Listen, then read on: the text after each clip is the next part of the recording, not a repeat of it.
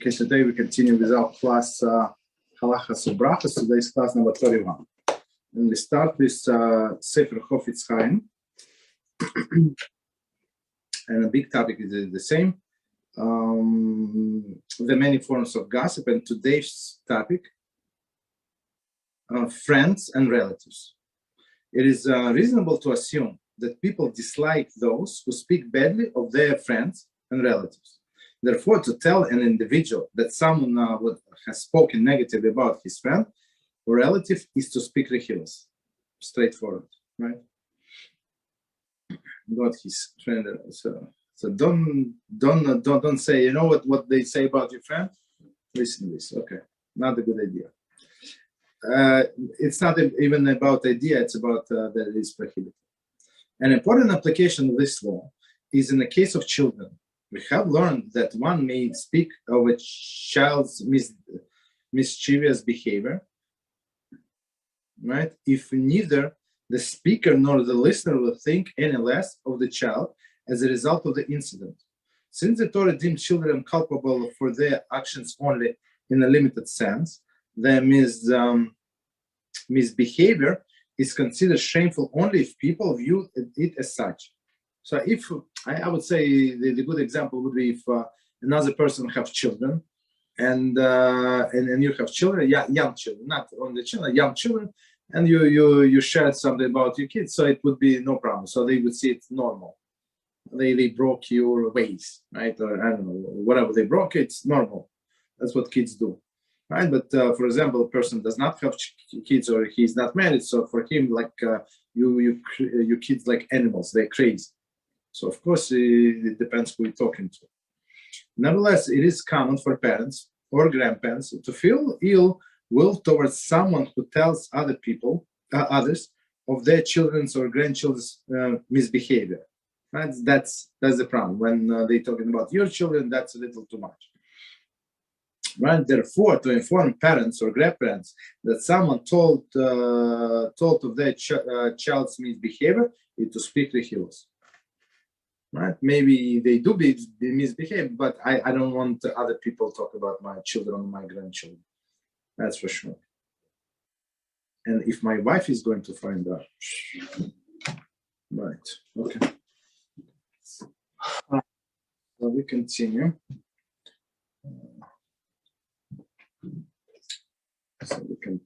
So we start a new topic today, and it's chapter 13, page 187.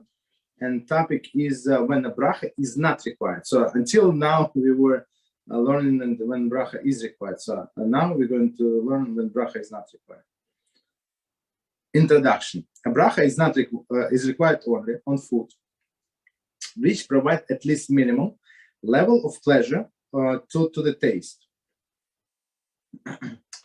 If most people do not find it pleasurable to eat a particular food, it does not require bracha. For example, bracha is not required for eating raw potato. So, of course, a person is in a situation when he has no choice but to eat this raw potato. Okay, what can he do? But it doesn't mean that he say blessing.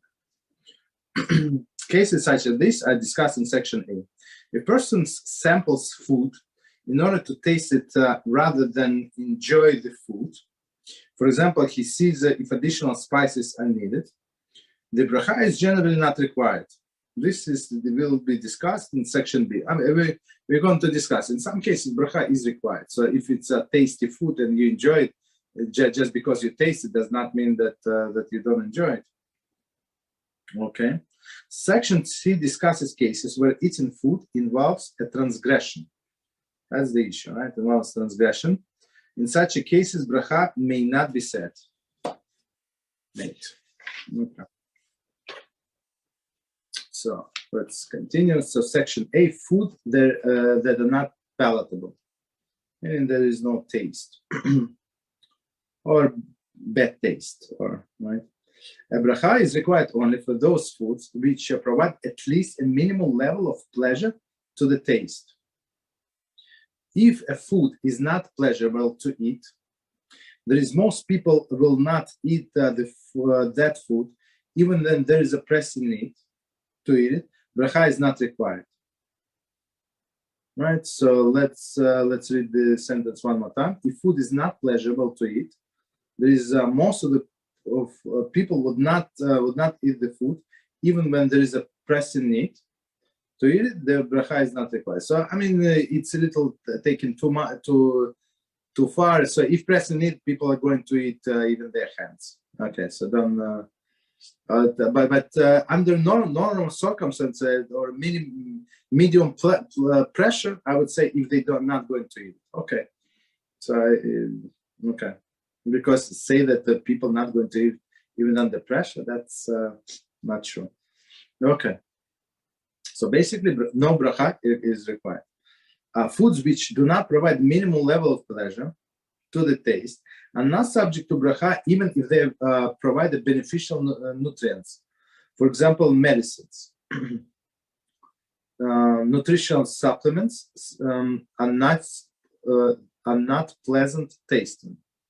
Okay, which are not pleasant taste. So okay, so some vitamins like vitamin C in the tablets, it's tasty, right? So on this you would say blessing, or some other chewy medicine, like not medicine, like supplements.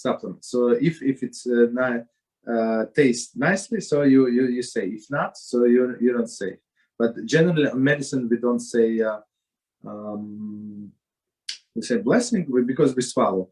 If it is some liquid and it has sweet taste, so of course we say blessing.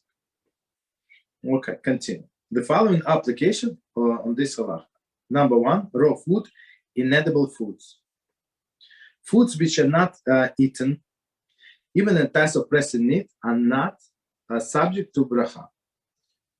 Included are raw fish, raw potatoes, raw beets, uncooked dry beans, uncooked dry rice, raw yeast, spices such as whole black or white pepper, ginger, whole cloves, etc. Salt. However, does require a shechako.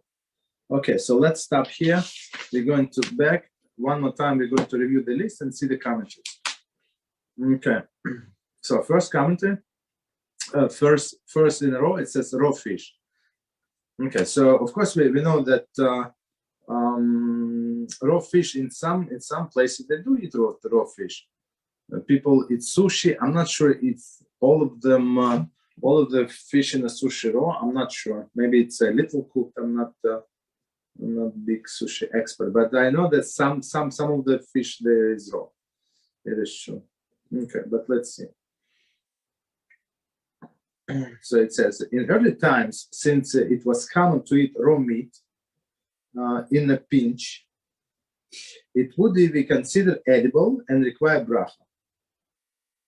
Okay, so that they would, I think, salt it a lot and then slice it like thin slices, right, and eat it like this. So this would require bracha. In Halachos of Muktzah, page 100, okay, we discussed the Aruch HaShulchan, Hagon Hagon Arav Moshe Feinstein Zatzal, and others, commentary poskim, contemporary poskim, were of the opinion that in modern times it is not common to eat raw meat even in a pinch. Okay. According to this view, raw meat would be considered inedible.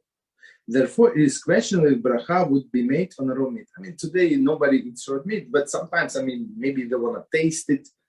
I don't know, for whatever reason, if it's, if, I don't know what they want to taste it, if maybe it's too salty.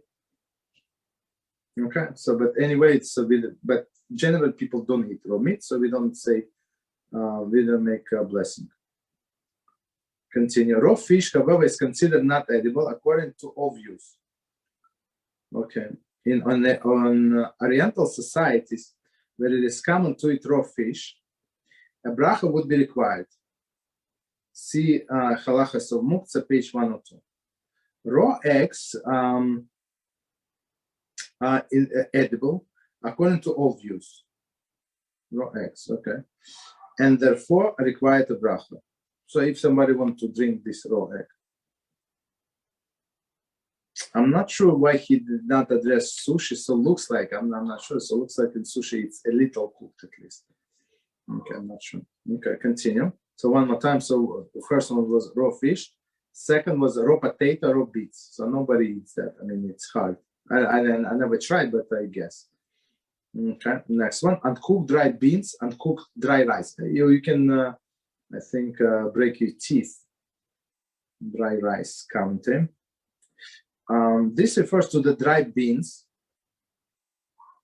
rice, etc., which are processed, packaged, and sold in grocery stores. Freshly picked or unprocessed beans or rice, if it can be eaten raw, would require bracha. Being that beans are usually eaten cooked, not raw, the bracha in this case would be shechako. So it's very interesting. So if you eat fresh beans, so you can, they soft and stuff like that. So it's good. So but you would not say replica dama, right? Because people rarely eat like that. They usually eat it cooked. So we say shechaku. Okay. Next one is raw yeast. Not sure what somebody would eat yeast, but okay. So again, we're going to say blessing. Maybe for some medicinal purpose. I'm not sure why people eat yeast. I'm not sure. Next one, spices such as whole black or white pepper, ginger, whole cloves, etc. So this commentary on etc. Since the spices such as this are usually eaten only together with other foods, when eaten alone, they are classed as inedible. So you usually nobody eats spices with a spoon, right? Okay, so if you wanted to try the spice for whatever reason, so they're inedible, and you would not say blessing. Okay, in parentheses it says salt, however, is required shechaku. Why would person eat salt by itself? I'm not sure, but I don't know. But if they do, so it's required a bracha.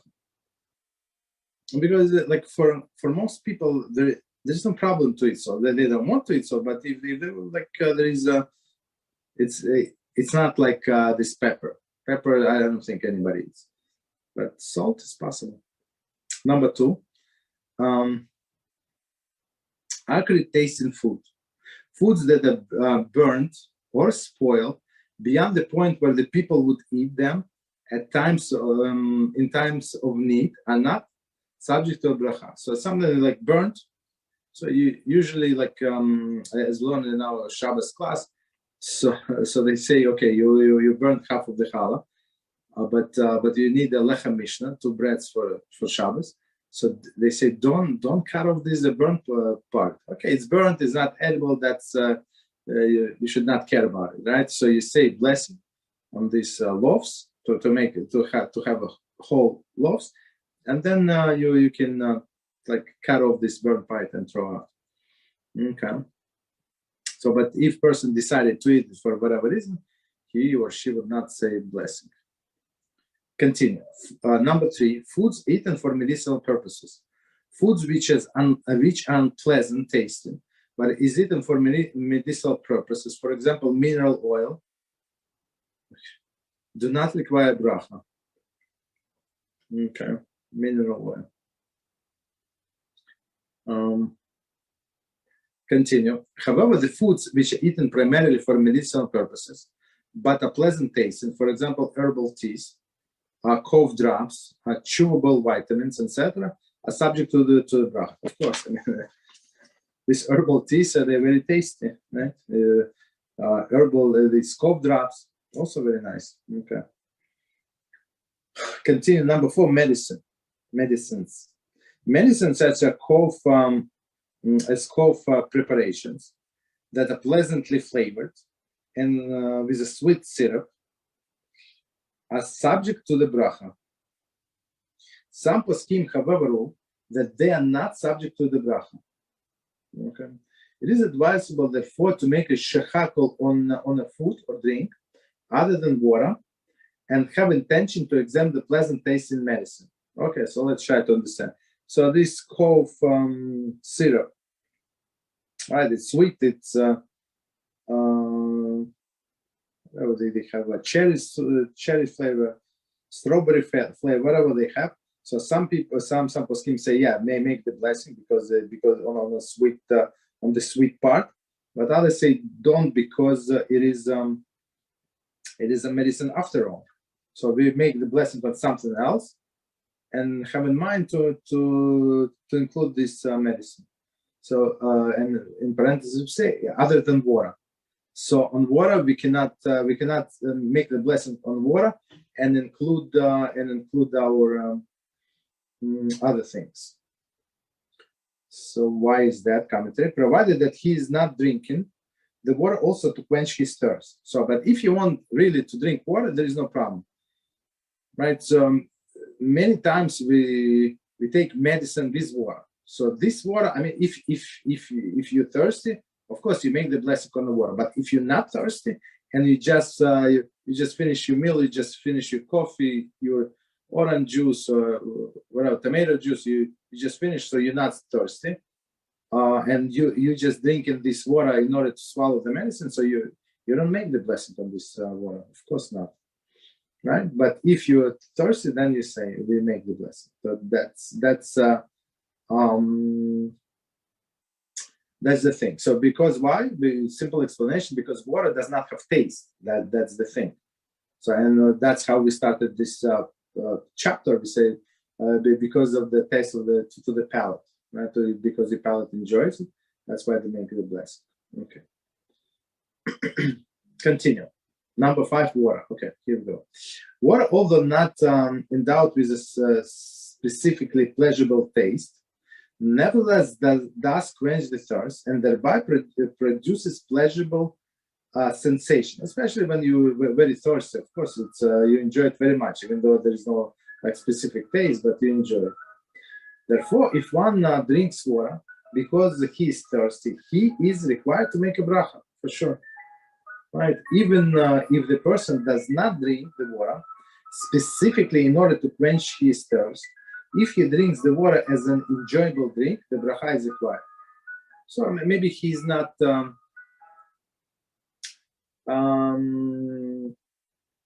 He's not thirsty, but that's what he wants to do. He wants to drink some water, no problem. Drink it is a blessing. However, if one drinks water for the purpose other than quench his thirst or enjoyable drink, the bracha is not required. For example, if one drinks a glass of water in order to take a pill, what exactly? Bracha is not required. Commentary: provided that he is not drinking the water also to quench his thirst. Okay, so just to take the pill only, right? As we gave example before, so he's not thirsty, so no bracha. If also he would enjoy this water, so he makes bracha. Continue. Note: this halakha applies only to water which does not provide a pleasurable sensation, right? Except when taken to quench the thirst. Okay, quench the thirst. If one drinks juice or other pleasant tasting beverage, even if he does so for the purpose other than quench his thirst, for example, to help swallow the pill, etc., the bracha is required. So your intention is irrelevant here because your palate enjoys it, right? That is juice, orange juice, right, or whatever juice, right? Of course. So you say blessing anyway. So water is the only exception. Okay. Or sometimes, for example, the doctor told you they're going to do like sonogram, right, on you, and then they say drink a lot of water. Drink 8 cups of water. Of course, you don't drink because because you want to drink. That's you drink for the sonogram. Okay, so in this case, you're also not going to make a blessing. Maybe on the first cup, if you're doing it in the office, on the first cup you would say. Okay. Continue. A, application related to water. Number 1, various diets call for drinking 2 or more quarts of water daily, over and above the amount one usually consumes. Okay. If it's one doctor or the dietitian prescribes that much water to be consumed every day, bracha is not required when drinking that water, unless he also happens to be thirsty at that time. So that's another example. So I mean,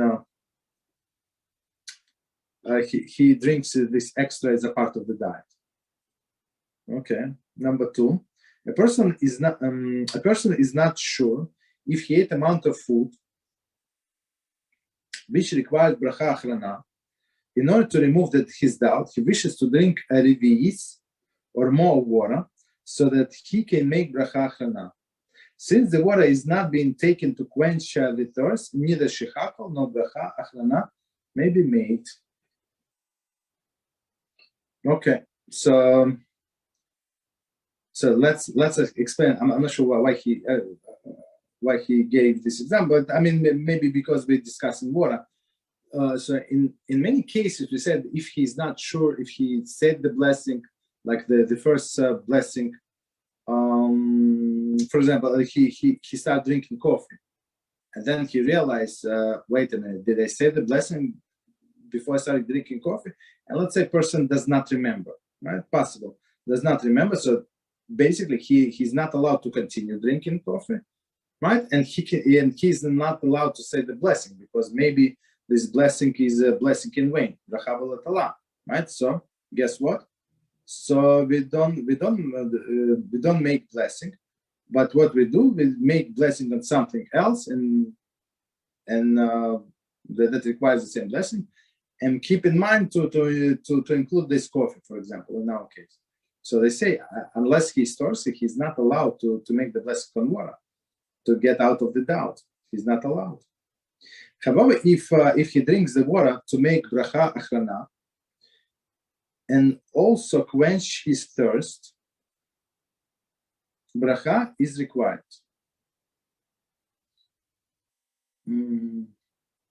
But if he drinks the water to make bracha achrana, so it's in the blessing, and also to quench his thirst, his bracha is required. Okay. Bracha is required. So if one more time, if he wants to drink, not to get out of the situation, but he wants to drink. Continue.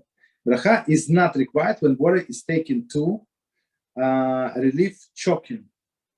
There is food lodged in his throat. Okay, so no bracha. Next one is coughing. So in this case, okay, you're not taking to enjoy it, you're just trying to fix the situation. Next one, relieving a burn. For example, after eating hot food. Okay, so one more time, you're not eating to enjoy it, just to fix whatever the situation. Okay, so section B, tasting.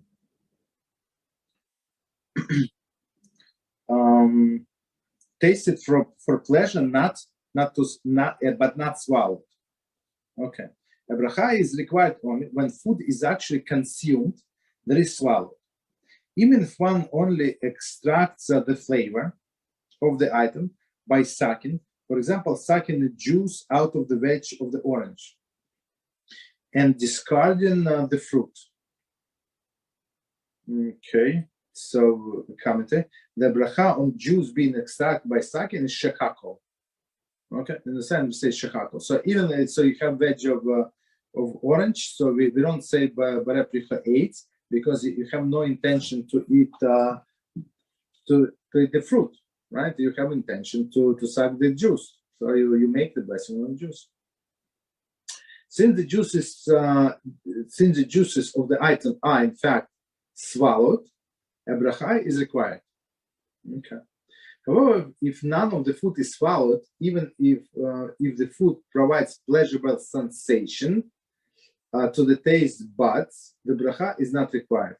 So, meaning if he tastes and then spits out, have no intention to it. So I would say this is common in when on Tisha B'Av. So on Tisha B'Av fast we do not eat, right?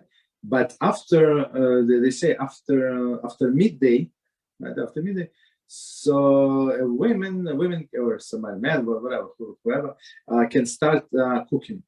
For example, they have children, they have elderly who are obligated to it. They're very sick people, right? Sick people are obligated to it. So if you cook for a person or you yourself person is obligated to it, right? So but that you want to continue fasting, let's say, right? You continue fasting as this woman that cooks for her children, right? For her family. So she just tastes and spit out. That's it. That's the situation. So in this case, as they say, no blessing is required, even though you tasted a little. I mean, you felt the taste, but you did not swallow. Okay, number 2, tasting to determine whether spices are needed, etc. According to some poskim, when food is tasted solely to see whether it needs spices or other ingredients, bracha is not required.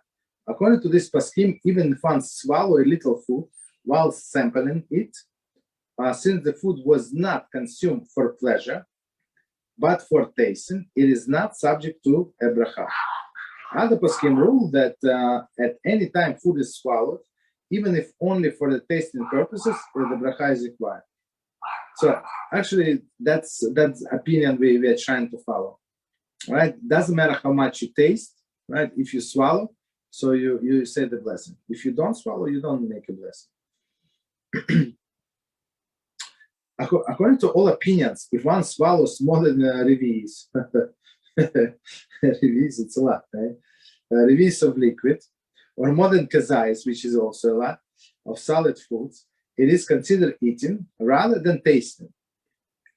The bracha is required. So tasting, the way I see it, you take a little on the tip of the spoon. That's it.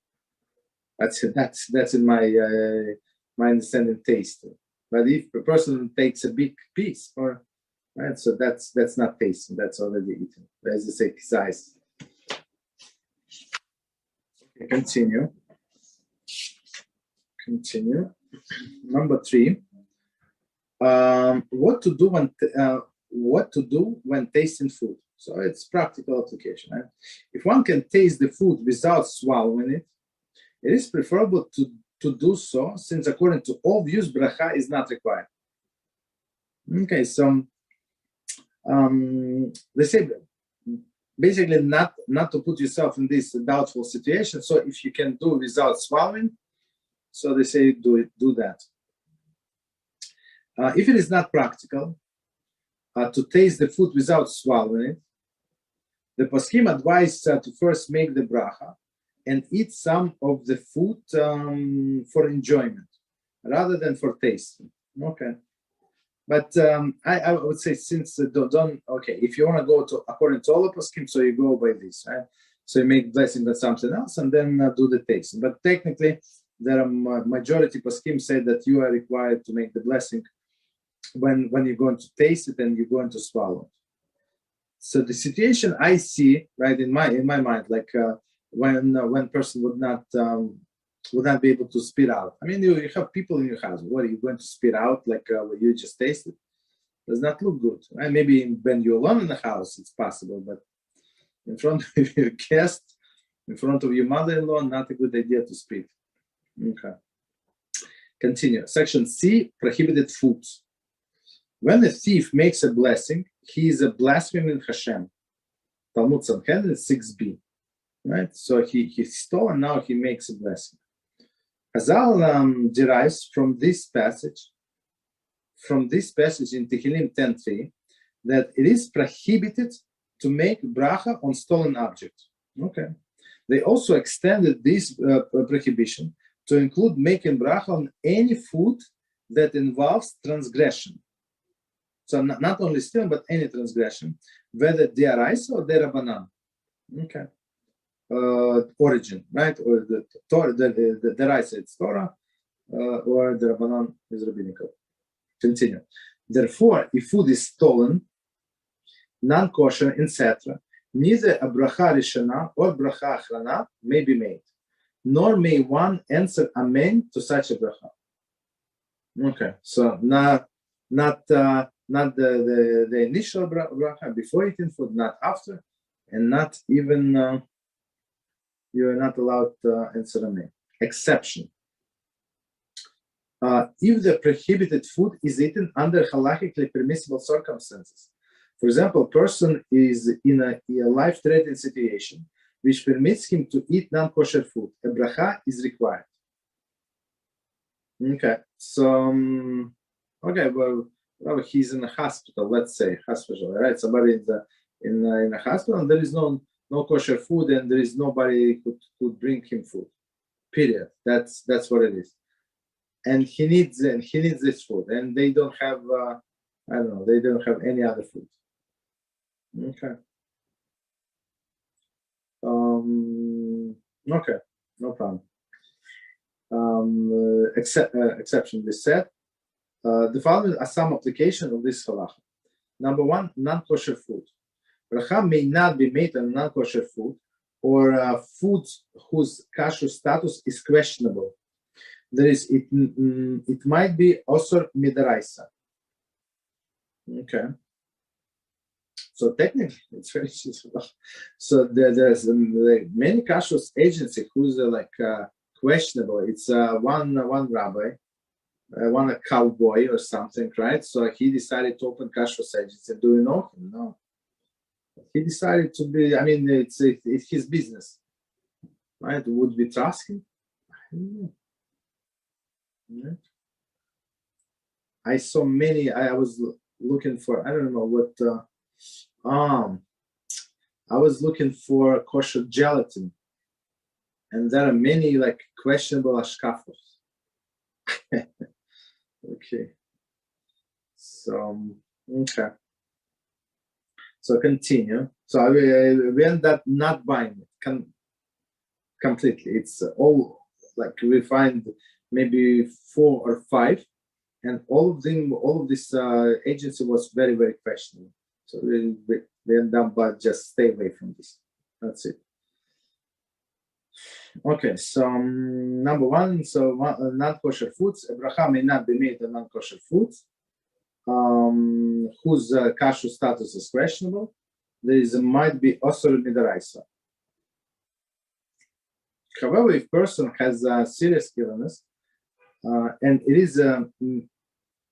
is medically necessary, right? Meaning that his illness class is life-threatening and it's medically necessary for him to eat non-kosher foods, a bracha is required.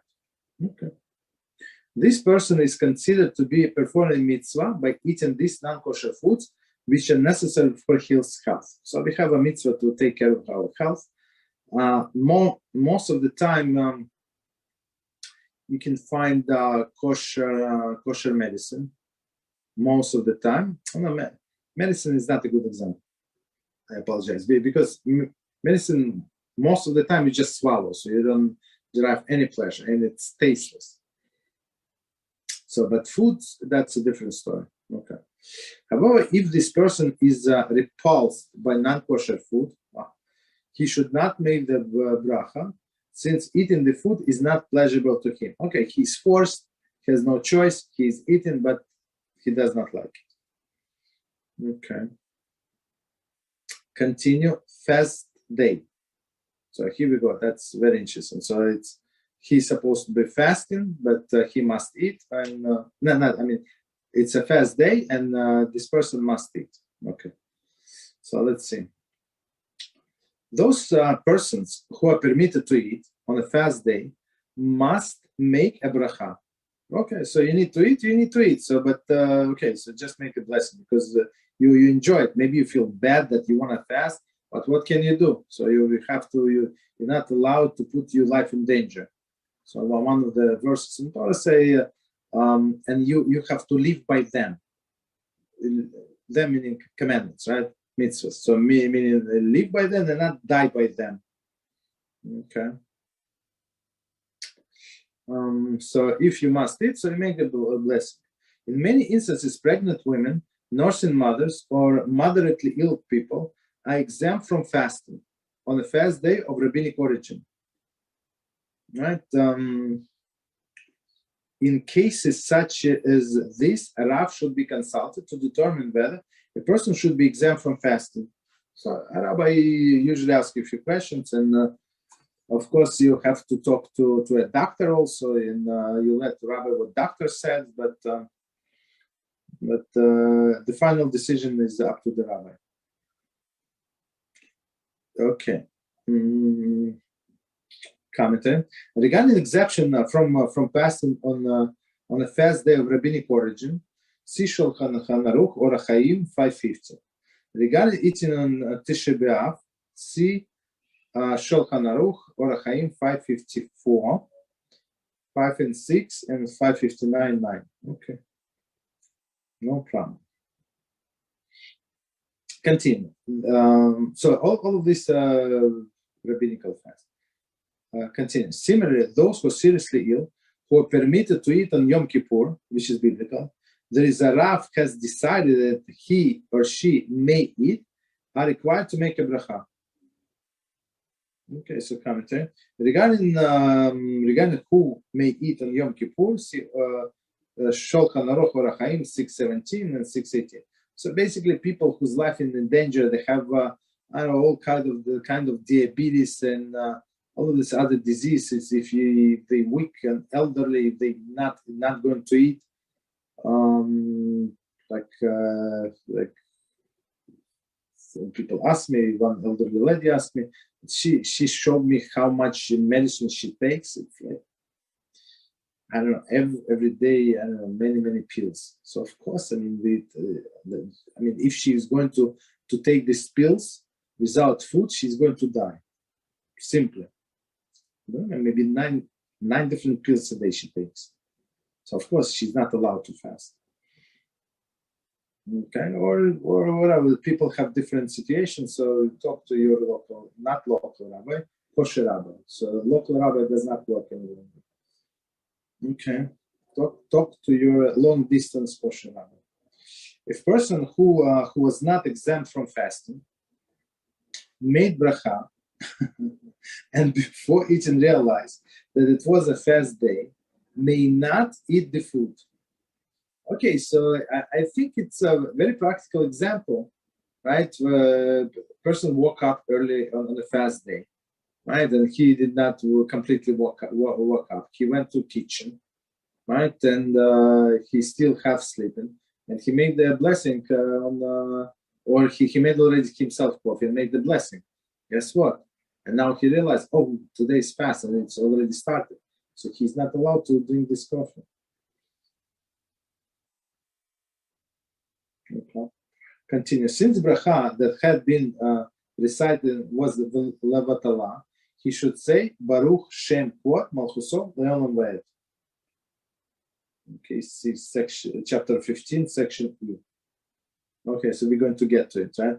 So it's always this phrase Baruch Shem Kvod Malchuso Le'olam Va'ed. We say after.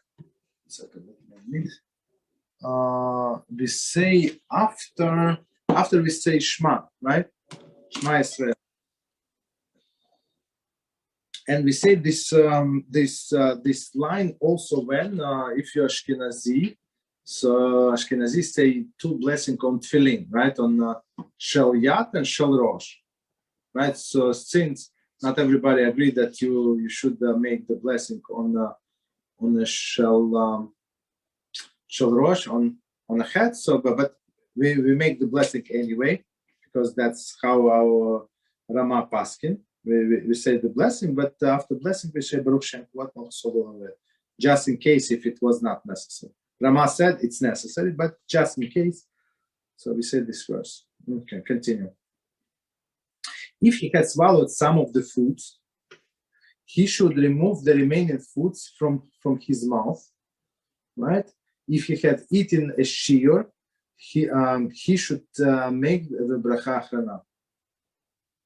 Okay, so it was a fast day, right? And person started to eat, right? If he did not eat, so he just said the blessing. He stopped there in not eating. He's going to say Baruch Shem Kvod Malchus Olam, right? But now, if he already swallowed the food, right? If he did not swallow, let's say he just put it in his mouth, so he had to spit it out. Okay. So, but if he ate enough, so of course, shiur, and we're going to discuss. It's a separate discussion. What is shiur? Shiur is amount needed for the blessing.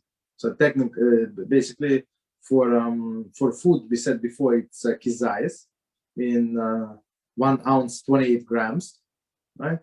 And for liquids, we said its minimum is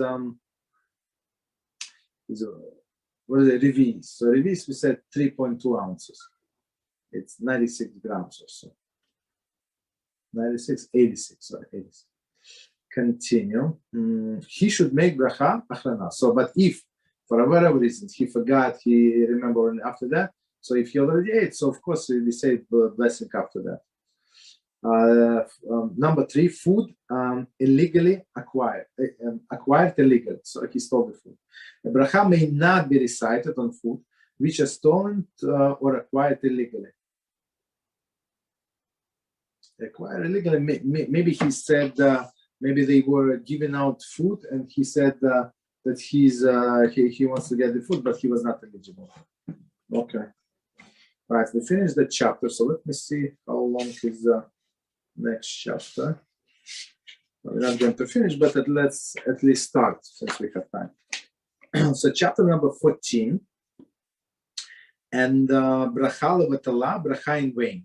So meaning the bracha that you shouldn't have done it, right? So let's see. Do not take the name of Hashem in vain. Okay. It says in Shmos 20, chapter 20, verse 7. So it is a third of the 10 commandments, right? So first is I'm Hashem. Second, do not make idols. Do not bow to idols. And the third one, do not take Hashem's name in vain. So that's how serious. So technically, as we know, for all of the 10 commandments, a person who transgresses them is a death penalty, believe it or not. So technically, this person is supposed to get a death penalty, right? But this is bracha beloved Allah. So let's see. The Talmud in Shavuos explained that these commandments forbids using Hashem's name in order to make that unnecessary oath. Okay, so meaning he's swearing for whatever reason. Also included in this severe prohibition is using Hashem's name in making bracha levatala, bracha made in vain. So it's very, very serious business. Don't do it. So that's why we said many times. If you're not sure, I said bracha, I did not say bracha. So they say clearly, don't say extra bracha. Right? There are ways to fix it. They say eat some other food and keep in mind that I want to also cover the food that I'm not sure of, right? But don't make bracha in case of the doubt. Commentary. Additionally, it is prohibited to use Hashem's name idly or unnecessarily, even when it is being expressed in a language other than Hebrew. For example, one may not say, "Oh my God, what a hilarious story," or "God, I'm late." Okay, so that's also taking Hashem's name in vain. And we're trying to be very careful about it. Okay, so continue. The Paskim use three terms relative to bracha levatala. They are bracha levatala, bracha made in vain. Number 2, bracha sheina tzircha, an unnecessary bracha. So in vain, unnecessary bracha. And gorem bracha sheina tzircha, causing an unnecessary bracha to be said. Okay, so all like 3 different categories. So let's see. First one, A. A term bracha levatala refers to a bracha which is recited for no purpose. For example, a person recited bracha and did not eat the food. His bracha is bracha levatala, bracha for no purpose. I don't know, for example, he wanted to eat food, right? But and he said the blessing, she said the blessing, and they realized the food spoiled. I don't know, fish is bad or gone bad. So it's bracha levatala. So the proper way to check if you're not sure that the food is fresh, you can smell it, you can, right? So you can touch with your lips, with your tongue. Basically, you have to make sure that it's still good. Otherwise, it's going to be bracha levatala. Or I don't know what would be other reason. Maybe it's spilled. Okay, even though it's not his fault 100%, but it still is. Right? Why you didn't have it in your hand before you start blessing? Okay. So B. The term bracha sheina tzircha refers to the different form of bracha levatala. So it's B. We said unnecessary blessing. This term is used to describe the unnecessary bracha that is recited on food which was already covered by the previous bracha. So that's why we spent the whole chapter and the whole class, I remember maybe 2 classes, right, to try to discuss what is covered, what is not covered, and how to make sure that you make the least amount of blessings. For example, a person made a bracha on bread, then during the course of the meal, he recited shechakol on a piece of chicken. Right? The shechakol on a bracha is bracha sheina tzircha, unnecessary bracha. So as we said before, so this piece of chicken is covered by bread. I mean that's the best example. How is it covered, right? But he forgot, whatever, did not think. He made the blessing on this on the piece of chicken, so it's unnecessary bracha.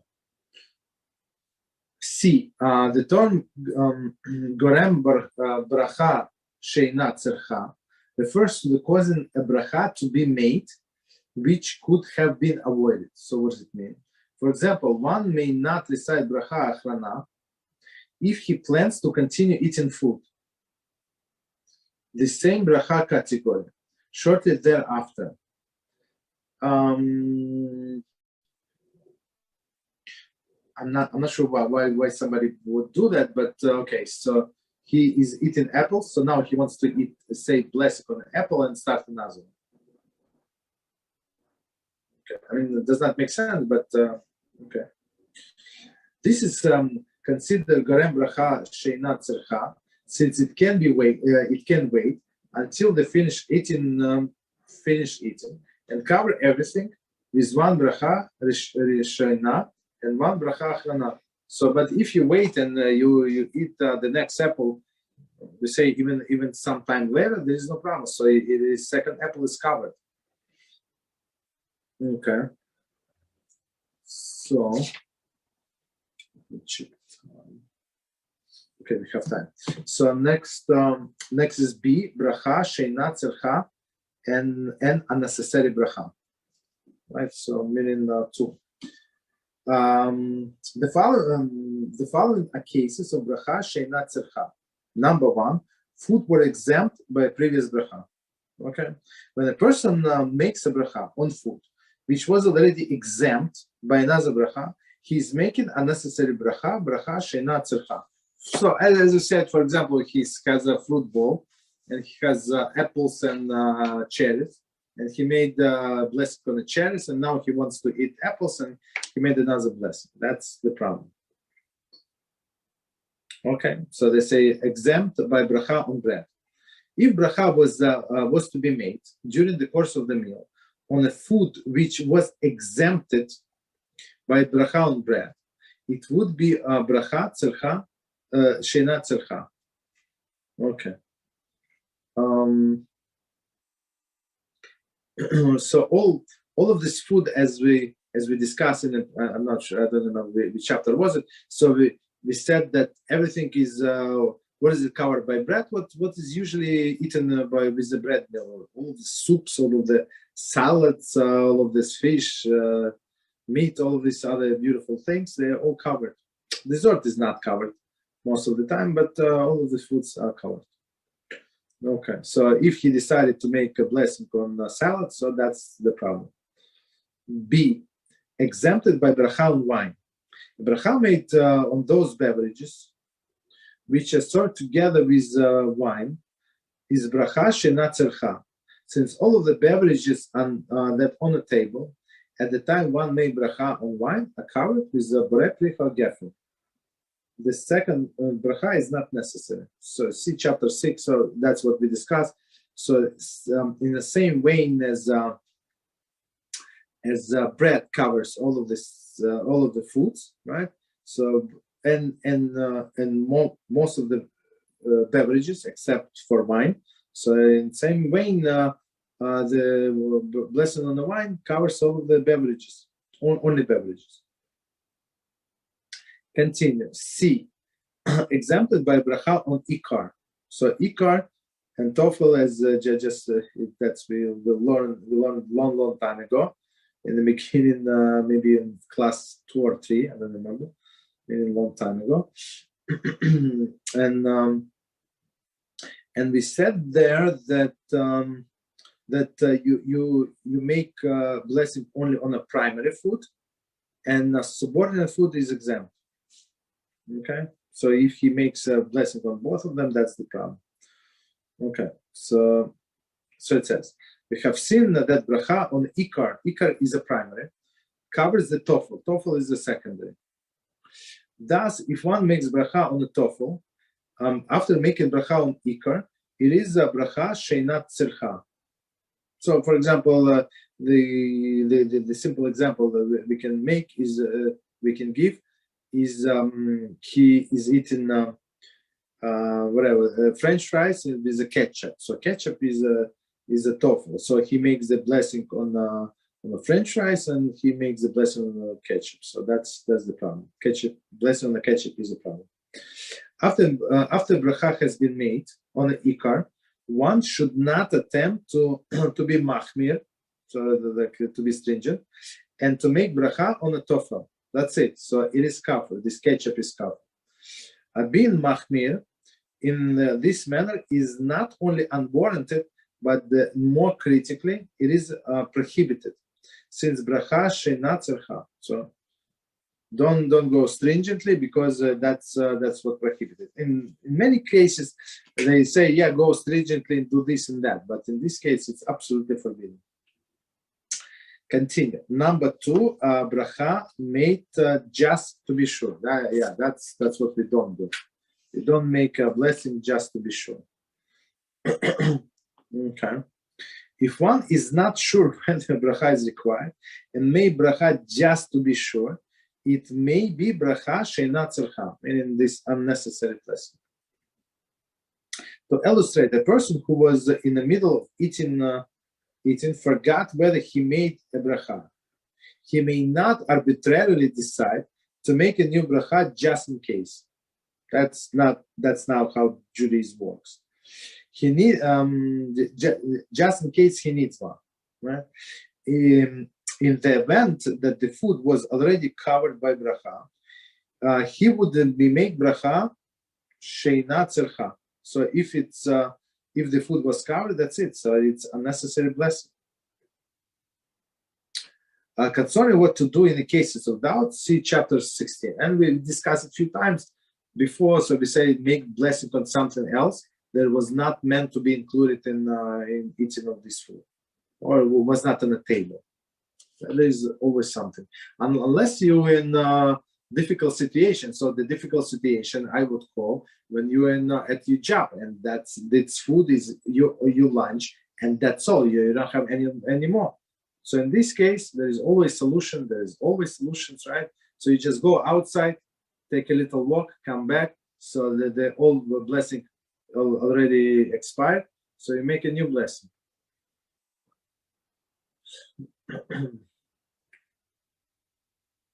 Okay, so unless there is a blessing on bread or cookies, that's the problem. Okay, so if it's a bread or cookies, so there is also another problem. So you stop eating and you bench, right? You say Berachos Hamazon, and if you're still hungry after some time, so eat after, I don't know, 15 minutes, 20 minutes. Okay. So continue. Number 3, exceptions. Teaching others to make bracha. Okay. Even though reciting bracha without eating the food is bracha levatala, one is permitted to do so in order to teach older children, age 6 or 7 or older, or adults to make bracha. So this, I mean, and it's very serious halacha, because sometimes a teacher would decide to go like stringently on himself. He would say only Hashem. So guess what? These people, your children or adults, they're going to remember not to say Adoi, right? But they would say Hashem, and that's the problem, right? Especially young children. That's how they remember. And I heard it many times, few times, at least maybe 2 or 3 times. I don't want to say many times. When the boy, 13 years old, he's got called to the Torah.